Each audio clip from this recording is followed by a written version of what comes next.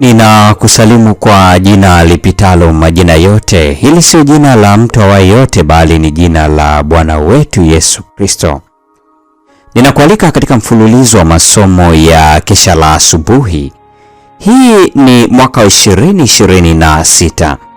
Mwaka huu tumekuwa tukiangazia mada kuu isemayo Baba yetu anajali, mwandishi wake akiwa ni Ellen G. White, na leo tunaenda kuanza mwezi wa 7. Katika mwezi huu tutakuwa na mada kuu isemayo mapambano na ujasiri. Tuombe.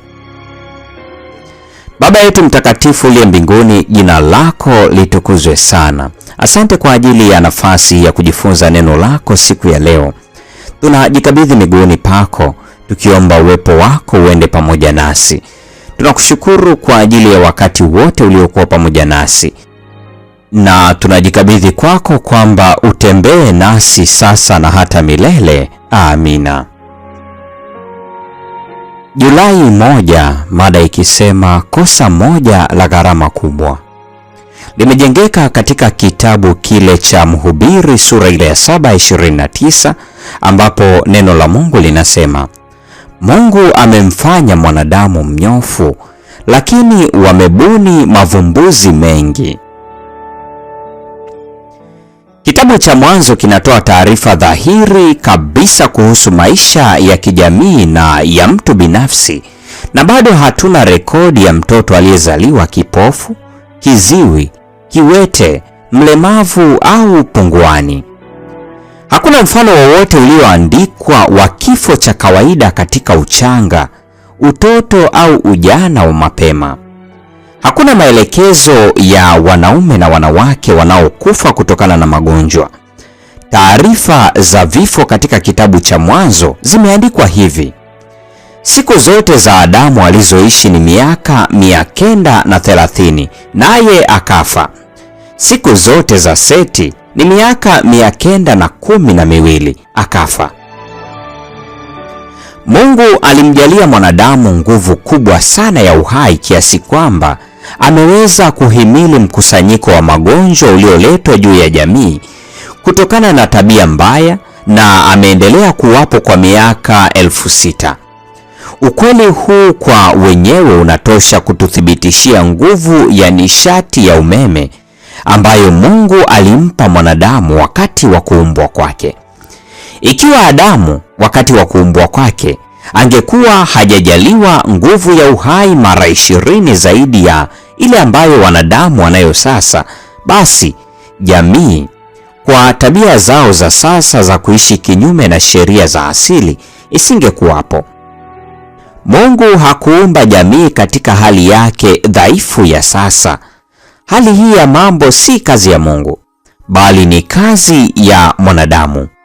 Imesababishwa na mazoea mabaya na matumizi mabaya kwa kuvunja sheria ambazo Mungu amezifanya ili kutawala kuwepo kwa mwanadamu. Mungu alimuumba mwanadamu kwa ajili ya utukufu wake mwenyewe, ili baada ya kupimwa na baada ya majaribio, familia ya wanadamu iweze kuwa umoja na familia ya mbinguni, ikiwa wangejionyesha kuwa watiifu kwa kila neno lake. Kwa Hawa ilionekana kama ni jambo dogo kumwasi Mungu kwa kuonja tunda la mti uliokatazwa na kumjaribu mume wake pia kuasi.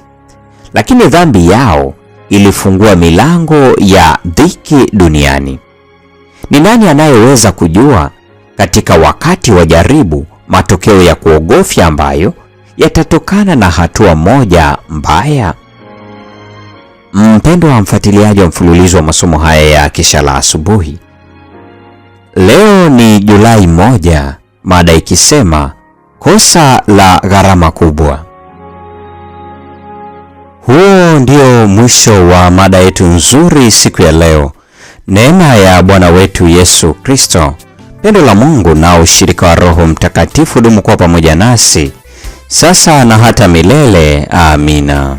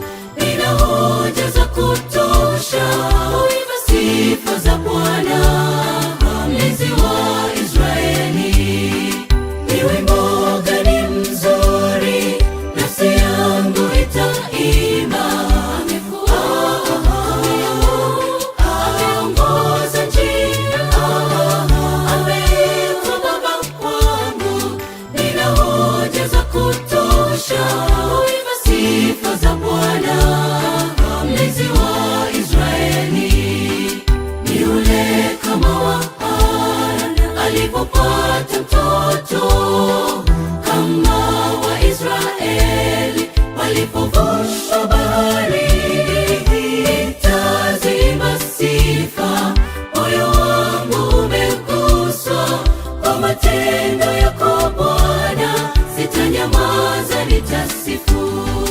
Ni yule kama wa Hana alipopata mtoto, kama wa Israeli walipovusha bahari. Nitaziimba sifa, moyo wangu umeguswa kwa matendo yako Bwana, sitanyamaza nitasifu.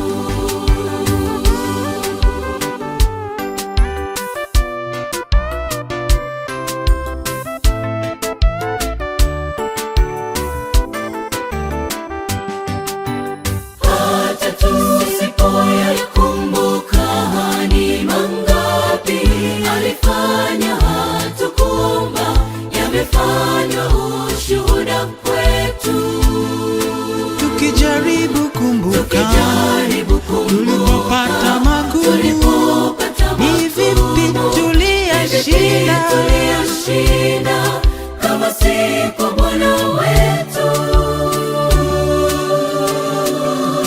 Na sasa tumetambua yajayo hatuyahofu, mweza wa yote asiyelala ni Bwana. Na sasa tunaposoma tuna imani kwamba hakuna unaloshindwa kama ulishinda mauti.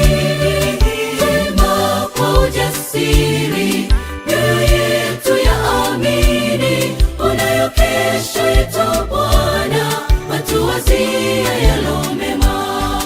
Na sasa tunaposoma tuna imani kwamba hakuna unaloshindwa kama ulishinda mauti. Twema kwa ujasiri, mioyo yetu yaamini, unayo kesho yetu Bwana, watuwazia yalo mema. Na sasa tunaposoma